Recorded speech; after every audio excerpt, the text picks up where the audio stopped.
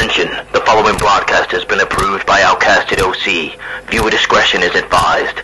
Incoming transmission in 5, 4, 3, 2, 1. What's going on, guys? Welcome back to another episode of the NXT review. I am Reese from Outcasted OC, and before we start this week's review, I do just want to comment on last week's review. Thank you so much for all of the support in last week's video. It became the highest viewed video on the channel, and me and everyone at Outcasted is very, very grateful for all the support. And with that being in mind, if you like this video, make sure you like it, make sure you subscribe to the channel and give it a lovely little share. Turn the bell on so you get all of our future videos. But enough self-plugging, let's get straight into NXT. So, Judgment Day, once again, NXT this week opened the show, but it's just Rhea Ripley and Dirty Dominic Mysterio opening up. Dominic Mysterio and Rhea Ripley get in the ring and say JD or the Judgment Day are absolutely dominant in WWE, and it is hard to dispute that. They've been having a hell of a run this past couple of months. You've got Dominic Mysterio, the new North American champion. You've got Rhea Ripley, the women's world champion. You got Damian Priest saying your money in the bank, and then you've got Finn Balor, who in my opinion I have a feeling he's going to be beating Seth Rollins at SummerSlam for the World Heavyweight Championship. Rhea Ripley goes on to say something similar to this, pointing out basically all the accolades. Dominic Mysterio then gets on the microphone and he is just pretty much booed out of the arena, as he always is in WWE. It doesn't matter where he is, on Raw or SmackDown, wherever. I do just want to point out a little video package that was on before they came out. Dominic Mysterio, you know, you can call him a heel, you can call him whatever you want, but he's a fighting champion. He won the match, the NXT North American Championship last week, obviously. We covered that. But he also then defended it on SmackDown against Ridge Holland. Against Pete Dunne, or Butch, whatever you want to call him. I want to call him Pete Dunne, so that's what I'm going to call him. And then he beat Sami Zayn on Raw again for the NXT North American Championship. I mean, you know, he didn't win clean, but he won, okay? The crowd really get all over Dom here saying, cut the mullet, cut the mullet. It's really funny. Because then Rhea Ripley has to get on the microphone and pretty much defend Dominic Mysterio. You know, she said, I've got a microphone, I can talk louder than any of you guys. She starts to then talk about Lyra Valkyria, but then is interrupted by Wesley, who comes down to the ring and he's very, very mad, very angry, saying, no, I am absolutely sick of this. I am sick of you holding my North American Championship. It's been a week and, you know, it's been disgraced. For 200 odd days, I made this the fighting champion. I put my heart and soul into this championship, and it deserves a better champion than you. Rhea Ripley then goes on to say, Wes, listen, we needed a new North American champion, okay? Like, you know, like it's time for a change. And Wes goes, no, you're right. We do need a new North American championship. A North American champion. And tonight I want my rematch.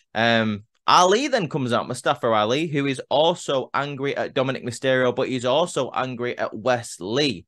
He's angry at both of these people because he has respect for Wesley, but he has no respect for Dominic Mysterio.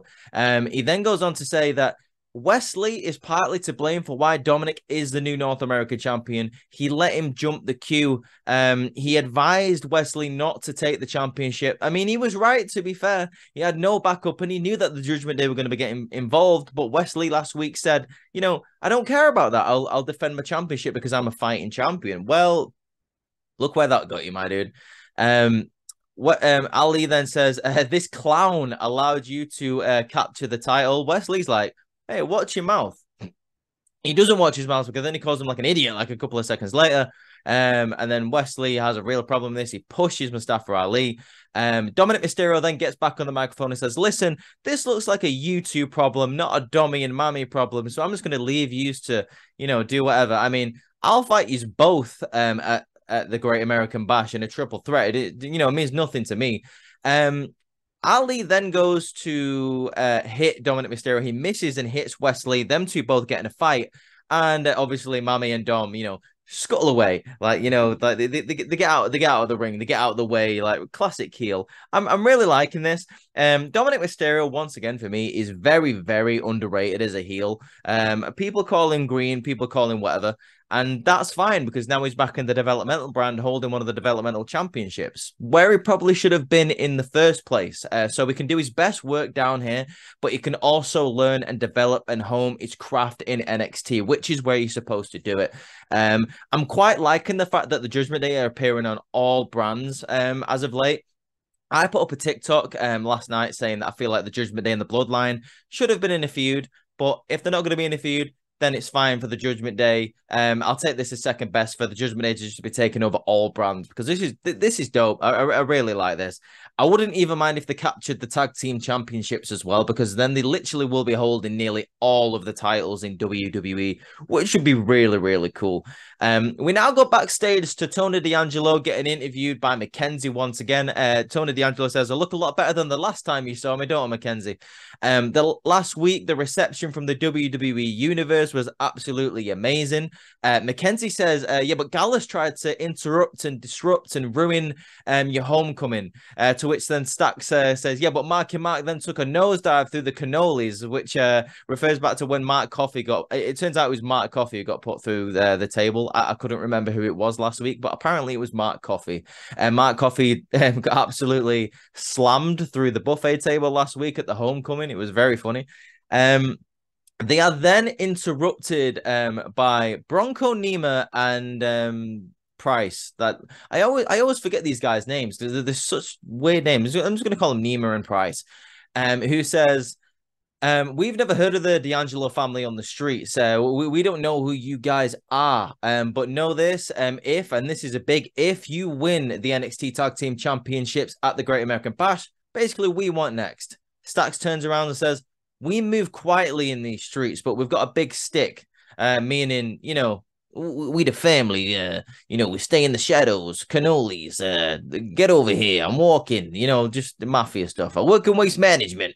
And he says basically, you know, let's go, basically, let's have a tag team match. That is set up for later on tonight. I mean, I thought they was going to save this for, you know, after the Great American Bash, seeing as though what Nima and Price were saying, but, you know, I'm not going to complain. I quite like Nima and Price from what I've seen of them, and I can never turn my nose up at the D'Angelo family getting any time on TV because they're the greatest thing in WWE right now. I love the D'Angelo family. Like the whole prison thing that went on with Tony D, fantastic. I really think Stacks has come into his own as well in the past couple of months. So I'm loving it. I'm loving it. So later on tonight, we do get a confirmed tag team match between Nima and Price and the D'Angelo family, being Tony D'Angelo and Stacks. So that'll be interesting to see, guys. What do we get now? Let's have a gander what we see after this. Oh yeah, there we go.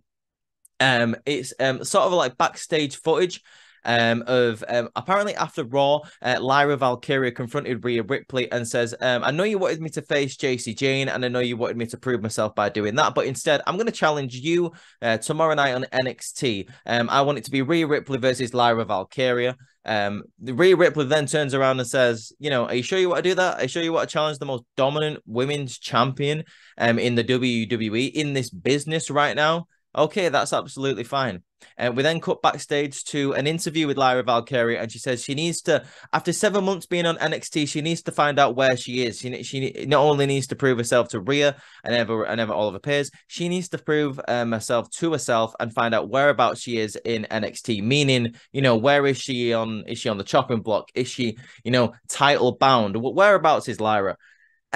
For me, Lyra Valkyria is a bit of an undeveloped character. I'm not really invested at the moment. I think she's quite good in the ring, but I kind of like when NXT UK broke up a couple of months ago. You had all like you had these rush of women coming into like normal NXT. And a lot of these characters for me were severely underdeveloped, and it was never clear enough for me when you see Lyra Valkyria. She's a girl who likes feathers and butterflies and likes to fly and stuff. I'm not sure where I can be invested in that, to be quite honest with you, but you know, it is what it is, I suppose. You know, I'm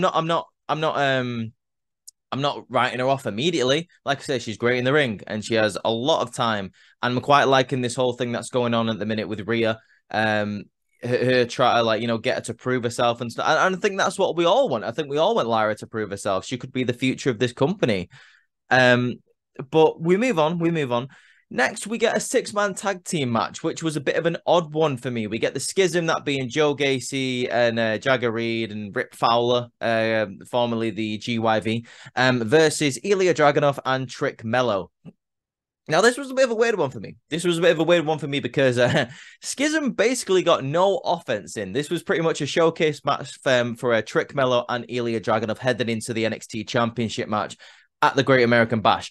But for me, this was weird for the Schism. I mean, we've seen a bit of momentum for the Schism in the past couple of weeks. We do know they have a bit of a storyline going on where they've just removed the Creed brothers from NXT, where they had a bit of internal struggles, but now they all seem to be together again. So this was a bit strange for him to have like pretty much no offense. I do want to say one thing. I actually really like Joe Gacy in the ring. He reminds me of a bit of a Bray Wyatt kind of guy, where he's a bit of a larger a bit of a larger man who can move very, very fast and can also do the power maneuvers. So shout out to Joe Gacy in this match. He got a little bit of offense in, but he didn't really get that much. The match ends where two supposed followers of the Schism are outside and then go ahead and pull the GYV, Rip Fowler and Jagger Reed off the ropes. Ava Rain is going absolutely psycho at ringside, like what the hell is going on. Joe Gacy then obviously does get distracted. He gets put down, nothing but net by Carmelo Hayes. 1, 2, 3. The trio of Ilya Dragunov, Carmelo Hayes, and Trick Williams win this match, but not without something going on. In this match, we do get a little bit of a situation here where Ilya Dragunov goes to hit one of the members of the Schism on the outside and accidentally plows through Trick Williams. So there's a little bit of tension there throughout the night between those two, but we will get into that.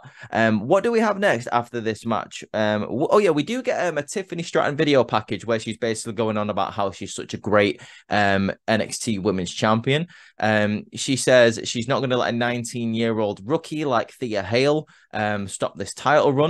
She was gracious enough to give the NXT universe what they wanted. She gave Thea Hale a rematch at the Great American Bash for the championship, but it's not going to change anything.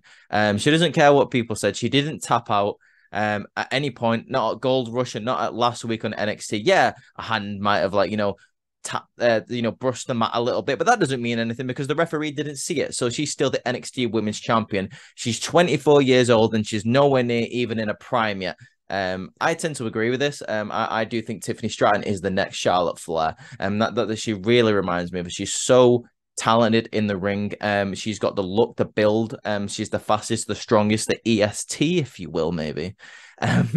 But I 100% think that she's going to be the future of WWE. Tiffany Stratton is a major, major talent, and I think we're only going to be seeing more of her in the future. We now go to a very, very short match between Big Body Javi and Von Wagner. There is literally not much to talk about in this match because after about 20 seconds, Von Wagner finishes off Javier Bernal. 1, 2, 3. He then gets him outside the ring and absolutely plows him through the table. The fans are absolutely loving this. Then he is attacked from behind by none other than Bron Breakker. Take my money.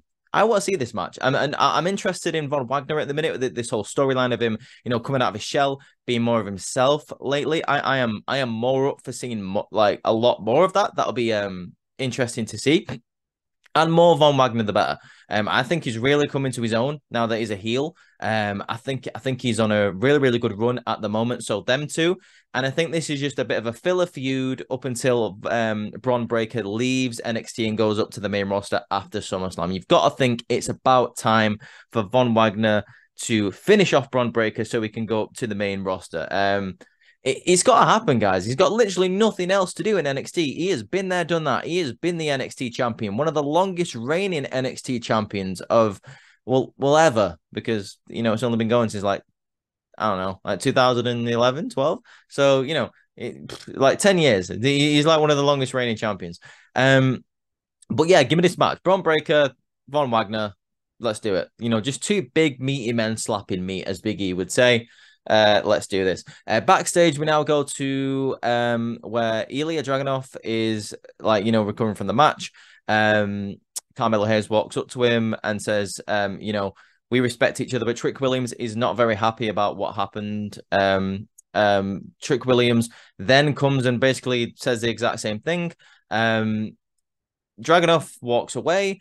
Carmelo Hayes says, "What are you doing, Trick, man? We need to act differently. We need to set an example. I'm the champion." Trick Williams says, "Well, that's all well and good, but, you know, this is me. I'm the one who's pissed off. I'm going to call out Ilya Dragunov later on tonight." Fair enough. Like, Trick Williams, I'm really interested in Trick Williams lately. Like, he's had a lot more of the spotlight. He's had a lot more of like, he was always sort of like the background character to Carmelo Hayes. I mean, he is still his backup, but he is had more of more moments to himself lately. Like, I think it all started off with the Baron Corbin thing from a couple of weeks ago, and also the Bron Breakker segments where he was fighting Bron Breakker on behalf of Carmelo Hayes. I'm all down for it. I'm all down for Trick Williams having his own thing, because he's absolutely fantastic on the microphone, and he's only gotten better in the ring. So I don't mind this whatsoever.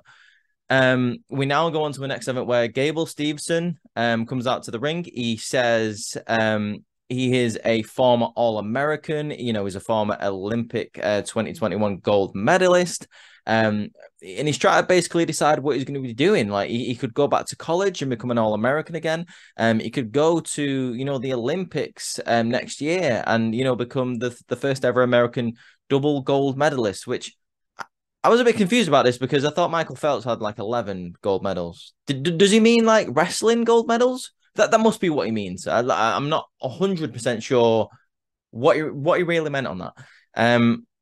But he also says, like, you know, he hasn't really had that much time in NXT. Baron Corbin then comes out and interrupts and like advises him, like, "Kid, listen, I think you should go back to college and become another All-American. I think you should maybe also go back to, you know, the Olympics and become another gold medalist, because I wouldn't stay in WWE if I was you, because I've been trying to find out who I was. I know who I am. In the NXT, you are swimming with sharks, and there is one stood right in front of you right now, and I am hungry." Gable then gets on the microphone and says, "You just made the decision a lot easier. How about Great American Bash? I have my first match. Gable Steveson versus Baron Corbin." Once again, I'm up for this. I want to see what Gable can do in the ring. Surely he's been like training in developmental for a long time now. So I want to see what he's got to offer. And Baron Corbin is a safe hand. He's reliable. He's very good in the ring himself. Like I say, underrated, underappreciated is Baron Corbin. So I'm down for this. Gable then gives him a couple of belly to bellies. Baron Corbin slides out the ring. The security hold him back. So it looks like we're going to be having Gable Steveson versus Baron Corbin at the Great American Bash. I'm excited for that, to be honest with you. I don't know what any of you guys think, but I am excited for that. And we now go backstage where Dominic Mysterio is saying to Rhea Ripley, like, "Do you think it was a good idea to, you know, make it a triple threat match at the Great American Bash?" I don't know if that was a good idea. Obviously, you know, Dominic playing the cowardly heel very, very well. Rhea Ripley that basically says, you know, Mami's always right. You know, you got to trust Mami. Like, don't worry about it. Like, I love the dynamic between these two people. Like, I love in in the Judgment Day, how you've got like little dynamics between different people in that group, and then you also have like an overarching goal for the group. I think that's really cool to see. Something that isn't cool to see next, we get a kendo stick match. We have got Dana Brooke versus Cora Jade. There's not much to say about this match, really. They're basically battering each other with kendo sticks. Really, really hard-hitting match, to be fair. There's just welts forming on the stomach and the back of both of these people. Cora Jade eventually gets Dana Brooke back in the ring, sits her on a chair, and is about to hit her with a kendo stick. Kalani James gets on the apron, distracts Cora Jade. Dana Brooke then regains the advantage, absolutely starts battering Cora Jade. She gets on the top rope, does like sort of a swanton onto Cora, who is lay on a chair and a couple of kendo sticks, hits the 1, 2, 3. Dana Brooke beats Cora Jade. I think this is a wrong decision. Now, I know that Cora Jade did beat Dana Brooke and Kalani James over the past couple of weeks, but I don't think this is a feud that needs to carry on. I don't really know why Dana Brooke is picking up victories in NXT. She doesn't need it. Cora Jade does need it. She does need momentum if she's ever going to go into the upper echelon of the NXT Women's Championship division. or if she's going to go to the main roster. Like one of those two things. I don't think she needs to be taking, losses. I don't think that is very necessary, to be honest with you. Next, we go backstage again to where Carmelo Hayes walks up to Ilya Dragunov, who seems to be getting ready to go. But Carmelo Hayes said, listen, Trick is not very happy about this situation. He's planning to call you out tonight. Dragunov basically then turns around and says, listen, I respect you, Carmelo. I respect the friendship that you two guys have. But if he's going to call me out tonight, I will break him. And then at the Great American Bash, I will also break you. And I'm like, oh, okay, cool. That's basically all we get. that's basically all we get in this match. Sorry, in this segment. But it once again, like I said, it leads on to something again later on tonight. Something else that is happening now. We have got a tag team match. We have got the D'Angelo family, Channing Stacks, Lorenzo, and Tony D'Angelo facing Nima and Price. This is a really good match. Also, Scripps or Reggie is on commentary. Throughout this match, Booker T keeps telling Vic Joseph not to call Scripps, to call him Reggie, because you're not from the hood, you're not one of his friends, you don't understand, so you can't call him it. I love how Vic Joseph then carries on calling Scripps, and like Reggie's like, you just don't understand, do you, Vic? You just don't get it. And like Booker's like, I'm from the hood, so I can call him Scripps, and it's just craziness. This match like culminates where Reggie is like talking on commentary, and all of a sudden Axiom jumps over the barricade, attacks Scripps. As we know, Scripps or Reggie betrayed Axiom last week in the tag team match between Nima and Price, leading to the victory for Nima and Price. Scripps tries to run away. He gets in the ring, who then he gets a shot off. I think Stacks, throws him out of the ring. Axiom then jumps in the ring and then jumps out of the ring right onto Scripps. This is a distraction for both tag teams, but the D'Angelo family is able to recover and then hit the 1-2-3 on Nima and Price. I thought this was a really strange decision. I thought they should have ended in like a disqualification or something, because I don't think you should be getting Nima and Price that defeat so early into the debut. Like, this is only the second week on NXT and they've lost the tag team match, especially because they was talking about maybe getting a tag team championship match after the Great American Bash in a couple of weeks. So this was strange. Obviously, you've got the D'Angelo family getting momentum heading towards the Bash against Gallus, who then appear on the screen and say, great victory, but no matter what, you're going to wish you're back in jail, Tony, because Gallus boys are always going to be on top with these tag team championships. Then you get, obviously, Tony in the ring. You can just hear him saying, shine him up, shine him up. What happens after this? We get another segment here where obviously we've seen Eddie Thorpe getting a little bit of momentum for the past couple of weeks. Obviously, he beat Damon Kemp in that Raw Underground match, which was quite interesting. Later on in the night, we do see Damon Kemp going over to Gulak and Dempsey. I think I actually called this a couple of weeks ago, guys. Correct me if I'm wrong, but I'm pretty sure I said Damon Kemp should be teaming up with Gulak and Dempsey. But he said basically to these two guys, I'm looking for a sparring partner and looking for a training partner. So hopefully these three guys become a trio. That'd be really cool to see. I would really like that. 100% take my money. Damon Kemp, Drew Gulak, and Charlie Dempsey, all on the same team, all in a faction, kind of like how Timothy Thatcher had like the Catch As Catch Can school back in the day in NXT. I'm down for this 100%. But anyway, we get a bit of a segment here where Dijak is talking about Eddie Thorpe, saying like, you think you're tough just because you survived Raw Underground, and now you think you're in a title contention. Well, I had to show you how arrogant you were being. That's why I had to show you my boot last week, which is when he kicked him in the face last week. He says, especially when I'm going for the same goal, meaning he's going for the same titles. So both of these two guys are in each other's way. So Dijak and Eddie Thorpe are going to have a feud, which once again I'm down for. The Great American Bash in NXT in the next couple of weeks are all like it's all looking very, very promising for some great feuds and some great matches. I love Dijak. Like I've said this a couple of times on the channel. I love Dijak. I am 100% down for him. Getting a feud with Eddie Thorpe, because maybe he'll come out with the win. We do get a break here, and after the break, we get a look at Zion Clark. Apparently, he is an All-American.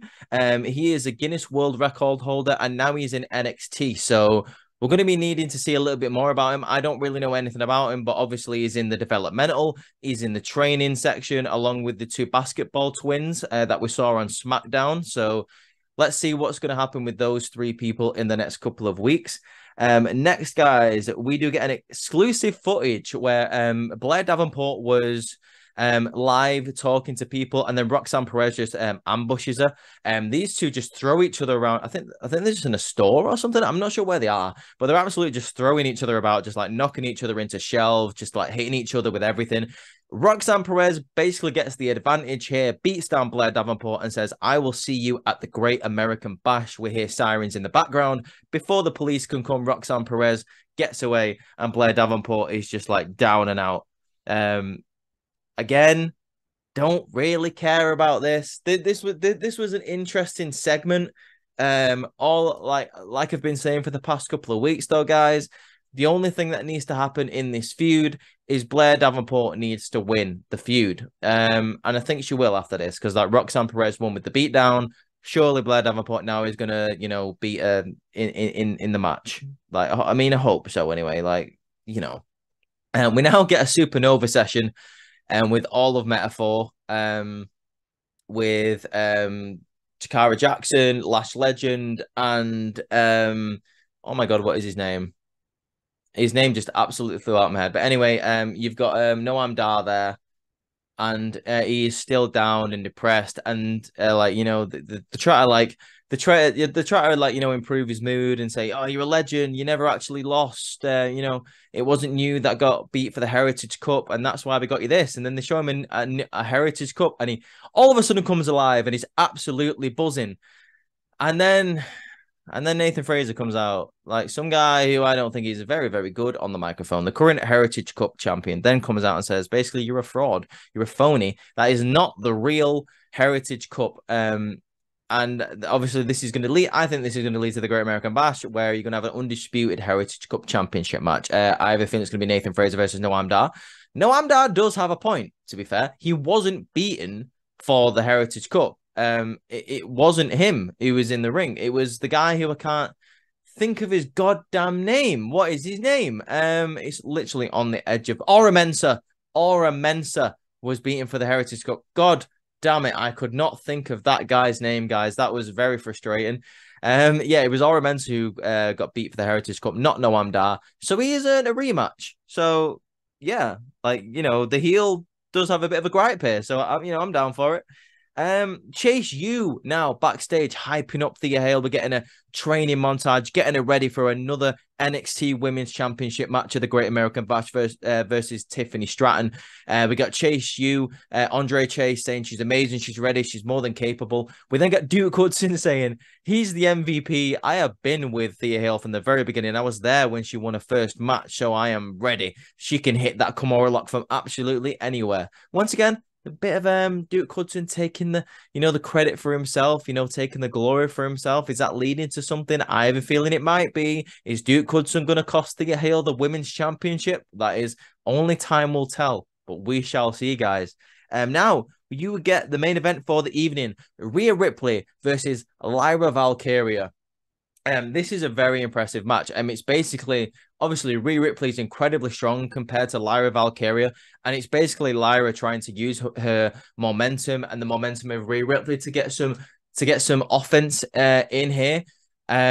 It's just a really nice combination of people in the ring where like Rhea Ripley's going for these power moves, and then like Lyra Valkyria uses the momentum to counter, tries to get in high-flying situations here. Really, really nice match. It ends here where Lyra goes for a crossbody off the second rope. She gets absolutely taken out by Rhea Ripley. Rhea hits the Riptide. 1, 2, 3. Rhea Ripley obviously wins this match. Was there ever any doubt? It wasn't really any doubt for me, but it was nice to see Lyra get the spotlight on her. Like, now she just needs a bit more of a character development.